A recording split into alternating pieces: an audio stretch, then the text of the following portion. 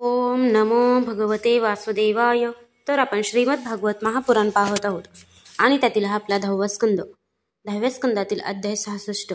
66व्या अध्यायामध्ये आपण पौंड्रक आणि काशी राजाचा उद्धार पाहणार आहोत. श्री सुख म्हणतात, परीक्षिता, बलराम जेव्हा नंदबाबांच्या व्रजामध्ये गेले होते तेव्हा इकडे कुरुश देशाचा अज्ञानी राजा पौंड्रक याने श्रीकृष्णाकडे एक दूत पाठवून असे कळविले की भगवान वासुदेव मी आहे. मूर्ख लोक त्याला चिथावणी देत होते की आपणच भगवान वासुदेव आहात आणि जगाचे रक्षण करण्यासाठी पृथ्वीवर अवतीर्ण झाला आहात. त्यामुळे तो मूर्ख स्वतःलाच भगवान समजू लागला. लहान मुले खेळताना ज्याप्रमाणे एखाद्या मुलाला राजा करतात आणि तो राजाप्रमाणे त्यांच्याशी वागू लागतो, त्याप्रमाणे मंदबुद्धी अज्ञानी पौंड्रकाने अचिंत्य स्वरूप भगवान श्रीकृष्णाकडे द्वारकेला आपला दूत पाठविला. पौंड्रकाचा दूत द्वारकेला आला आणि राजसभेत बसलेल्या कमलनयन भगवान श्रीकृष्णांना त्याने राजाचा निरोप सांगितला. मीच एकमात्र वासुदेव आहे, दुसरा कोणी नाही. प्राण्यांवर कृपा करण्यासाठी मीच अवतार धारण केला आहे. तू आपले वासुदेव असे खोटेच नाव घेतले आहेस, ते आता टाकून दे. हे यादवा, तू मूर्खपणाने माझी चिन्हे धारण केली आहेस, ती टाकून मला शरण ये, नाहीतर माझ्याशी युद्ध कर. श्री सुख म्हणतात, मंदबुद्धी पौंड्रकाची ही बडबड ऐकून उग्रसेन इत्यादी सभासद जोरजोराने हसू लागले. त्या लोकांचे हसणे संपल्यावर भगवान श्रीकृष्ण दूताला म्हणाले, तू आपल्या राजाला सांग की, अरे मूर्खा, मी माझी चक्र इत्यादी चिन्हे तुझ्यावर व ज्या साथीदारांच्या चिथावणीवरून तू ही बडबड करीत आहेस त्यांच्यावरही सोडीन. त्यावेळी हे मूर्खा, तू आपले तोंड लपवून घार, गिधाड, होला इत्यादी मांसभक्षण करणाऱ्या पक्ष्यांच्या गरांड्यात पडून राहशील आणि कुत्र्यांना शरण जाशील. दूताने भगवंतांना हा तिरस्कारयुक्त निरोप पौंड्रकाला जशाच्या तसा सांगितला. इकडे श्रीकृष्णांनी सुद्धा रथावर स्वार होऊन काशीवर चढाई केली, कारण तो राजा त्यावेळी मित्र असलेल्या काशीराजाजवळ राहत होता. भगवान श्रीकृष्णांनी आक्रमण केल्याची बातमी ऐकून महारथी पौंड्रक सुद्धा 2 अक्षौहिणी सेनेसह ताबडतोब नगराच्या बाहेर आला.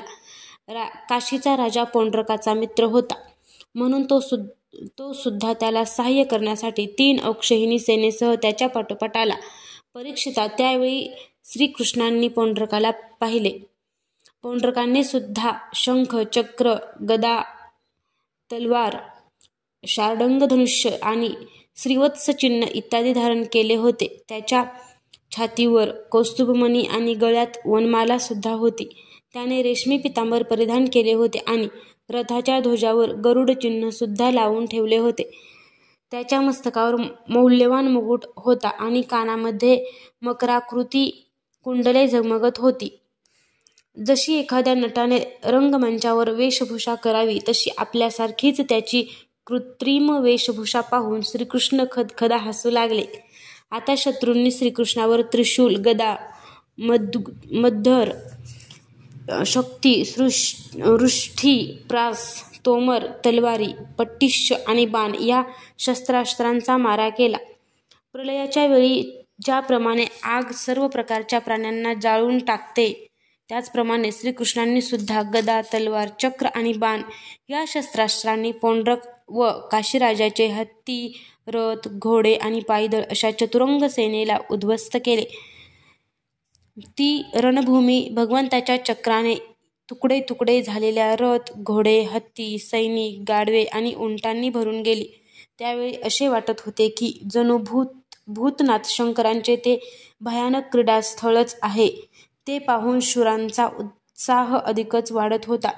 भगवान श्रीकृष्ण पौंड्रकाला म्हणाले, ए पौंड्रका, तू दूताद्वारे मला जी माझी चिन्हे सोडून द्यायला सांगितली होतीस ती मी आता तुझ्यावर सोडतो.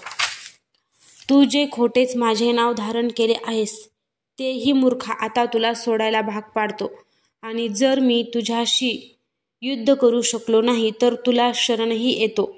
श्रीकृष्णांनी त्याला अशा प्रकारे खडसावून तीक्ष्ण बाणांनी त्याच्या रथाचे तुकडे केले आणि जसे इंद्राने व्रजाने पर्वताचे शिखर उडवावे तसे चक्राने त्याचे मस्तक उडविले. तसेच जशी वाऱ्याने कमळाची कळी जमिनीवर पडावे त्याप्रमाणे भगवंतांनी आपल्या बाणांनी काशी नरेशाचे मस्तक धडावरून उडवून काशीपुरीत टाकले. अशा प्रकारे आपला द्वेष करणाऱ्या पुंडरकाला आणि त्याचा मित्र काशीराज याला मारून श्रीकृष्ण द्वारकेला परतले.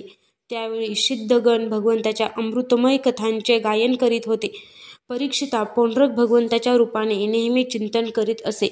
यामुळे त्याची सर्व बंधने गळून पडली. भगवंतासारखा वेशही तो धारण करीत असे. त्यामुळे तो भगवंताच्या सारूप्याला जाऊन मिळाला. इकडे काशी नगरात राजमहालाच्या दरवाजावर एक कुंडले असलेले मस्तक पडल्याचे पाहून लोक विचार करू लागले की हे काय आहे, हे कोणाचे मस्तक आहे, हे काशी नरेशाचे मस्तक आहे. असे जेव्हा समजले तेव्हा त्यांच्या राण्या, पुत्र, बांधव तसेच नागरिक, हे नाथ, हे राजन, हाय हाय, आमचा सर्वनाश झाला असे म्हणून मोठ्याने रडू लागले. त्याचा सुदक्षिण नावाचा पुत्र होता. त्याने पित्याचे अत्यष्टिक संस्कार करून मनोमन निश्चय केला की आपल्या पित्याचा वध करणाऱ्याला मारूनच मी पित्याच्या ऋणातून मुक्त होईन. असे ठरवून तो आपल्याला कुलपुरोहितांसह एकाग्रतेने भगवान शंकराची आराधना करू लागला. काशीनगरीमध्ये त्याच्या आराधनेने प्रसन्न होऊन भगवान शंकरांनी त्याला वर मागण्यास सांगितले. सुदक्षिणाने आपल्या पित्याचा वध करणाऱ्याला मारण्याचा उपाय सांगा असा इच्छित वर मागितला. भगवान शंकर म्हणाले, तू ब्रह्मांडासह यज्ञ देवता ऋत्विज स्वरूप दक्षिणाग्नींची अभिचारिक विधीने आराधना कर. यामुळे तो अग्नी प्रथमगणांसह प्रकट होईल व तू जर ब्राह्मणांचे भक्त नसणाऱ्यावर त्याचा प्रयोग करशील तर तो तुझा संकल्प सिद्धीला नेईल. असे सांगितल्यावर सुदक्षिण श्रीकृष्णांना मारण्यासाठी नियमपूर्वक अनुष्ठान करू लागला. अनुष्ठान पूर्ण होताच यज्ञकुंडातून अतिशय भीषण असा अग्निमूर्तिमंत होऊन प्रकट झाला. त्याचे केस आणि दाढी मिशा तापलेल्या तांब्याप्रमाणे लाल होत्या. डोळ्यातून ज्वाला बाहेर पडत होत्या. उग्र दाढा आणि चढवलेल्या भुवयांमुळे त्याच्या तोंडातून जणू क्रूरताच बाहेर पडत होती. तो आपल्या जिभेने तोंडाची दोन्ही टोके चाटीत होता. तो उघडा बंब असून त्याने हातात पेटता त्रिशूल घेतला होता आणि तो वारंवार फिरवीत होता. त्याचे पाय ताडाच्या झाडाप्रमाणे लांब होते. त्याच्या चालण्याने जमीन हादरत होती आणि ज्वालांनी आजूबाजूचा प्रदेश दग्ध करीत तो पुष्कळ भूतांसह द्वारकेजवळ जाऊन पोहोचला. ती अभिचारिक आग अगदी जवळ आल्याचे पाहून जंगलाला आग लागल्यानंतर जसे पशु भयभीत होता त्याप्रमाणे द्वारकेतील लोक भयभीत झाले. ते लोक भयभीत होऊन भगवंताच्याकडे आले. भगवान त्यावेळी सभेमध्ये द्यूत खेळत होते. त्यांनी भगवंतांना प्रार्थना केली, हे त्रैलोक्यनाथा, वाचवा, नगर जाळणाऱ्या या आगीपासून आमचे रक्षण करा. स्वजन भयभीत झालेले पाहून व त्यांचा आक्रोश ऐकून शरणागत वत्सल भगवंत हसून म्हणाले, घाबरू नका, मी तुमचे रक्षण करीन. सर्वांचे अंतर्बाह्य साक्षी असलेल्या भगवंतांनी ही माहेश्वरी कृत्य आहे हे जाणून तिचा प्रतिकार करण्यासाठी आपल्या जवळच असलेल्या सुदर्शन चक्राला आज्ञा केली. भगवान मुकुंदांचे अस्त्र सुदर्शन चक्र कोट्यावधी सूर्याप्रमाणे तेजस्वी आणि प्रलयकालीन अग्नीप्रमाणे धगधगणारे होते. त्याच्या तेजाने आकाश, दिशा आणि अंतरिक्ष उजळून निघाले आणि त्याने अभिचार अग्नीला निस्तेज केले. भगवान श्रीकृष्णांचे अस्त्र असलेल्या सुदर्शन चक्राच्या शक्तीने कृत्यरूप आगीचे मुख छिन्न विछिन्न झाले. तिचे तेज नष्ट झाले, शक्ती कुंठित झाली आणि ती तेथून परतून काशीला आली व चिन्हे ऋत्विज आचार्यासह सुदक्षिणाला जाळून भस्म केले. अशा प्रकारे त्यांचा अभिचार त्यांच्याच विनाशाला कारणीभूत ठरला. कृतीच्या पाठोपाठ सुदर्शन चक्र सुद्धा काशीला येऊन पोहोचले. त्याने गच्चा, सभागृहे, बाजार, गोपुरे, बुरुज, कोठारे, खजिने, हत्ती, घोडे, रथ आणि अन्नशाळा असलेली संपूर्ण काशी जाळून आनंदपूर्ण कृत्य करणाऱ्या भगवान श्रीकृष्णाकडे ते परत आले.